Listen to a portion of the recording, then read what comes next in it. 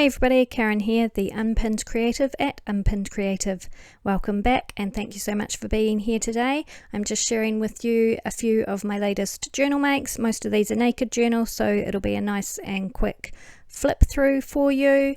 These two fairy journals I created out of a large format children's book cover. The Secret World of Fairies is the name of the book, and Eric Kincaid was the illustrator. I love his illustrations, so I wanted to feature them on the cover while making it a bit more than just a plain book cover. The journals have removable pages in them, and I'll talk more about that in a little bit as we go on. So there are two journals. The yellow journal, I have decorated one page in each signature because I use a lot of junk type papers in my journals. I wanted to give you an idea of how to use each different type of paper. The blue journal, if you are interested in the process for decorating the pages, I am going to be decorating the pages in the blue journal on camera, and that will be in the video following this one. So stay tuned if you'd like to know how I created any of the pages you are currently seeing. As I said, I only decorated one page in each signature, and I tried to use a different type of paper for that. So there is brown paper, there are book pages, there's wrapping paper, there's wallpaper, there is coloured papers, etc, etc. You'll see as we go along. And if you've been following me for a while, you know that I love to use pre-loved craft supplies. So basically everything I use is secondhand or found or recycled, repurposed, blah blah blah. And I want to show people that you can create something awesome and interesting and fun without having to go out and spend a lot of money, and often just from stuff that you have lying around the house or that your friends and family have lying around the house. I often get deliveries from friends and family of stuff that they are about to throw in the bin, just in case I might be able to use some of it. So that is generally the idea behind my crafting, is to create something beautiful from what could otherwise go in the trash. These two journals were a heap of fun to make, and I really love them. I am probably going to keep this yellow one, and the blue one I will put up for sale once I have finished with the decoration of a page in each of the signatures. So I will post more about that at the time. For now though, let's finish flipping through this one. We are nearly at the end. If you do have questions about anything that you're seeing here or that I haven't explained, please don't hesitate to ask me in the comments below. I will be happy to answer them or do another video if I possibly can.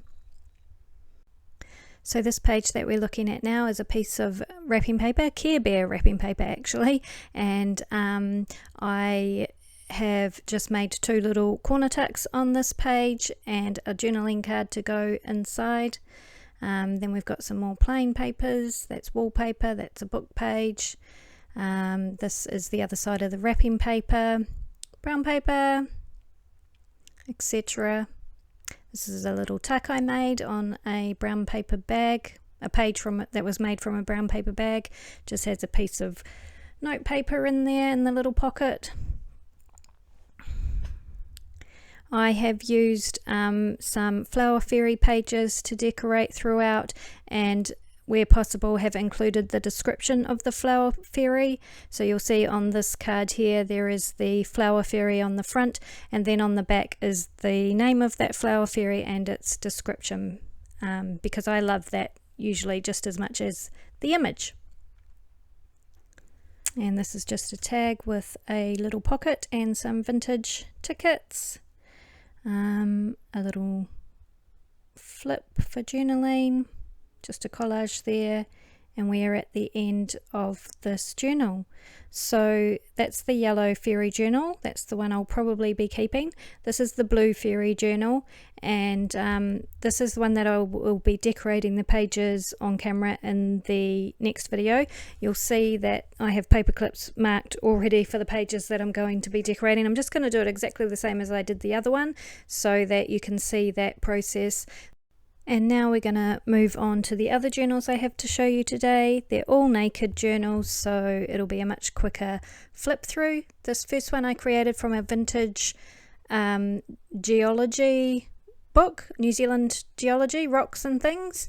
It's just a small format book. Again, removable pages. I have used a pressed fern leaf on the front cover, some feathers that I was given, and just a fussy cut image of a bird.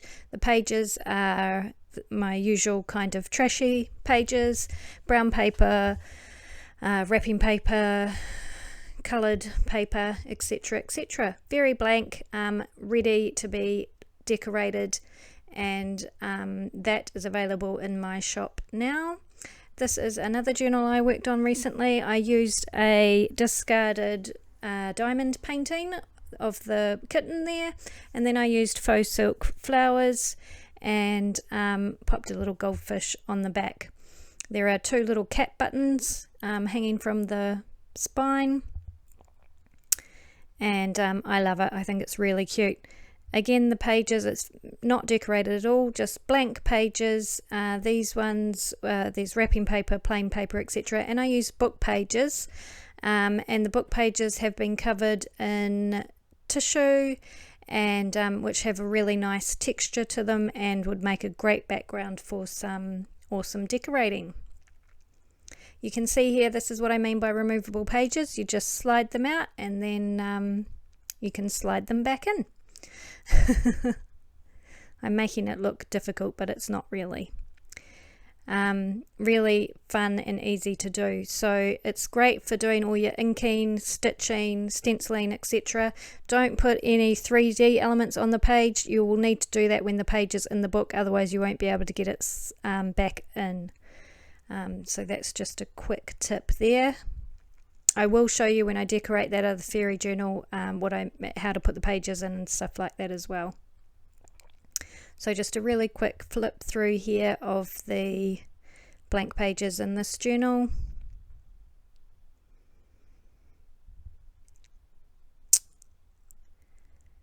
And the final journal I have to show you today is this one. It has a clay door that I've painted. I made and painted, and then a paper mache tree. I think it's really cool. I love the look of this journal. And then I've used vintage book pages, and then plain paper and music paper throughout this one. I love the images of this book. I think it's really beautiful, and this whole journal is awesome. It is available for sale in my shop, though I am sorely tempted to keep it, but I can't keep everything. Now in the back here I have included this envelope which has the original dedication that was on the title page of the vintage book that whose images I used in this journal. I love to acknowledge that the books I use have a history, and keep dedications and things like that as much as I can. So these are the 5 journals. The last three I showed you are available in my shop now. Now we're moving on to new supplies I have in my shop, and we're starting with some vintage music paper packs. Each of these packs has 21 sheets of music paper, ranging in age from as far back as the 1930s up to the 1970s. There are 7 sheets, I believe, of 1970s paper, and I have tea dyed it, so it's not quite as stark white as it was. Some of the older papers are quite fragile, but really yummy stuff to use in your junk journals. Next, we're moving on to these little pocket folios. They are just a folio with 4 clear pockets on them and stitching around the outside. This is how I have used them. I stitch down the center onto my journal page and then fill the pockets with tags or note paper, or you could put photos in there, anything like that, and they just make a fun addition to your journals.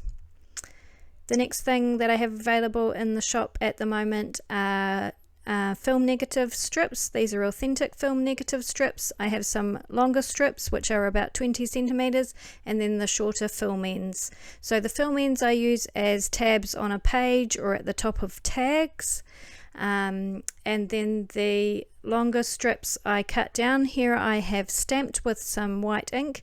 I use them as belly bands. They're great in collages. There's lots of cool things you can do with film negative strips. So I actually got those from a camera house. They were just all going in the bin.